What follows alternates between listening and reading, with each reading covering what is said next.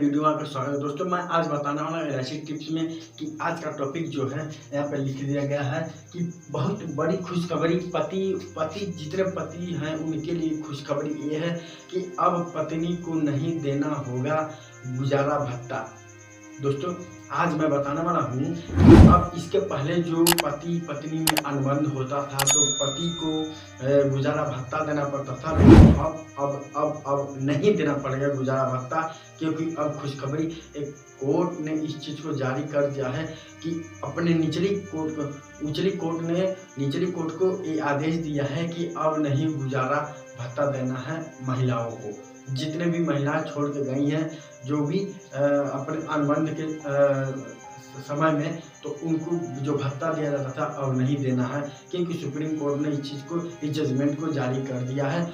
16 यहाँ पर लिख दिया है 16/10/2024 को इस चीज़ को जारी किया गया है, लेकिन फाइनल डेट अभी आएगा 25/11/2024 को फाइनल डेट आएगा। दोस्तों समझते वीडियो के माध्यम से चैनल पर पहली बार आए हैं तो चैनल को सब्सक्राइब कर लीजिएगा, बेल आइकन नोटिफिकेशन को ऑल प्रेस कर लीजिएगा ताकि ऐसा वीडियो आपको नोटिफिकेशन के माध्यम से मिलता रहे। चलते हैं टॉपिक पे। टॉपिक ये है कि पति के लिए खुशखबरी, अब नहीं देना होगा गुजारा भत्ता, क्योंकि यहाँ पे सबसे स्पष्ट कर दिया है कि पति के लिए खुशखबरी, अब नहीं देना होगा गुजारा भत्ता। इस चीज को जारी हुए यहाँ पर 16/10/2024 को जारी किया गया है।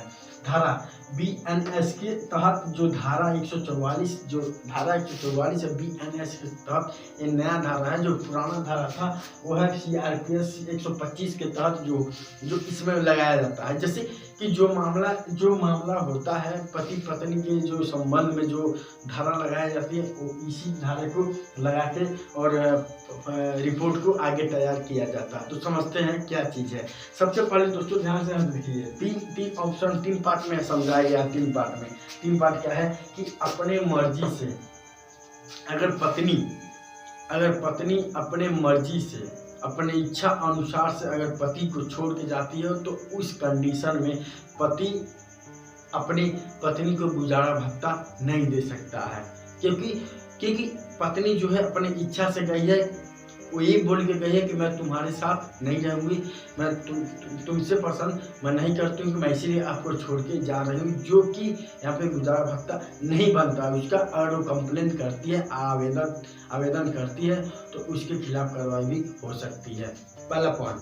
दूसरा पॉइंट यहाँ पे है किसी के संबंध में अगर इस कलयुग में इस समय प्रेजेंट में सबसे ज़्यादा केसेस थानों में या कोर्टों में जा रहे हैं, सबसे ज़्यादा केसेस तो इसी संबंध में जा रही है सबसे ज़्यादा। जो दूसरा पॉइंट है, ये दूसरा सेकंड वाला ऑप्शन सबसे ज़्यादा पॉइंट है, इसमें तो भत्ता देना ही नहीं है, खत्म कहानी। अभी दूसरा जो कंडीशन है, सबसे ज़्यादा केस जो जा रही है, चाहे जिस भी थाने पर जा रही है, चाहे जिस भी कोर्ट में, निचली कोर्ट आदेश दिया है कि अगर इस कंडीशन में कोई आता है, जैसे कहने का मतलब मेरा है पति है पत्नी है, दोनों लोग हैं, पत्नी को पति पसंद है, किसी और से अफेयर चल रहा है, तो उस कंडीशन में अगर पत्नी पति को छोड़ कर अगर उसके साथ रह रही है, अपने मर्जी से उसके साथ रह रही है, अफेयर में रह रही है, तो उस कंडीशन में भी गुजारा भत्ता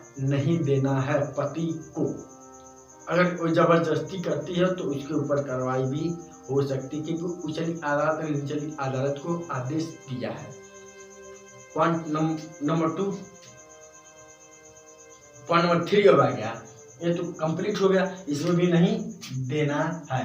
पॉइंट नंबर 3 में दोनों अपने मर्जी से, पॉइंट नंबर 3 में यहाँ पर दिया गया है दोनों अपने मर्जी से। इसमें सबसे बेस्ट ये है कि पॉइंट नंबर 3 में सबसे बेस्ट ये हमको लग रहा है कि सरकार ने जो जजमेंट दिया है, जो कोर्ट ने जजमेंट दिया है कि अब आप जितने भी संभावना है, जैसे पति पत्नी दोनों अपने मर्जी से, वो पति ये कह रहा है कि मैं नहीं रखूँगा, पत्नी ये बोल रही है कि मैं नहीं रखूँगा, लेकिन सबसे पहले इसमें एक कंडीशन आता है, इसमें प्लस पॉइंट ये आता है कि पत्नी पहले बोल रही है कि मैं इनके साथ नहीं रहूँगा, तो उसके जजमेंट में आके पति भी बोल दे रहा है कि मैं भी इनके साथ नहीं रहूँगा, जिससे दोनों लोग अलग अलग हो जाते हैं। तो इसमें गुजारा भत्ता नहीं बनता है। अगर ज़बरदस्ती पत्नी अगर करती है तो उनके ऊपर कार्रवाई भी हो सकती है। लेकिन इसमें निचली अदालत को ये कहा गया है, ये हिदायत दिया गया है, अब गूगल पे सर्च कर लीजिएगा, क्रोम ब्राउज़र से गूगल पे सर्च करके देख लीजिएगा सही है गलत है।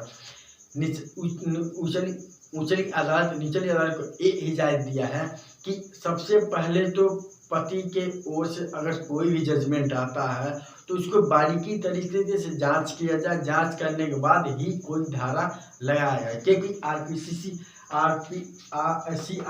जो 125 है, इसके मायने में अगर वो बंदा आता, ये दोनों एक ही है, ये दोनों धाराएं एक ही है, ठीक।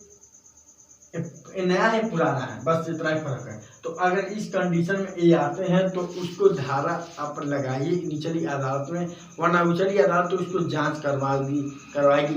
इसीलिए इस चीज़ को, इस जजमेंट को अभी क्लियर नहीं किया गया, क्योंकि 16/10/2024 को लागू किया गया था, लेकिन 25/11/2024 को इस चीज़ का फाइनल डेट जारी होगा। जो वकीलों ने, फिरोजाबाद के वकीलों ने जो इस पे जजमेंट किया था, बहुत अच्छा सोल्यूशन दिया है। इसके लिए मैं तहे दिल से इन सबको धन्यवाद करता हूँ। अगर दोस्तों ये वीडियो अच्छा लगा तो लाइक जरूर कीजिएगा, अगर चैनल पर पहली बार है चैनल को सब्सक्राइब जरूर कीजिएगा।